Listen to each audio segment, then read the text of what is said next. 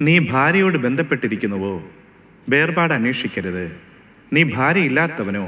ഭാര്യയെ അന്വേഷിക്കരുത്. നീ വിവാഹം ചെയ്താലും ദോഷമില്ല, കന്യകയും വിവാഹം ചെയ്താൽ ദോഷമില്ല. എങ്കിലും ഇങ്ങനെയുള്ളവർക്ക് ജഡത്തിൽ കഷ്ടതയുണ്ടാകും. അത് നിങ്ങൾക്ക് വരരുതെന്ന് എൻ്റെ ആഗ്രഹം.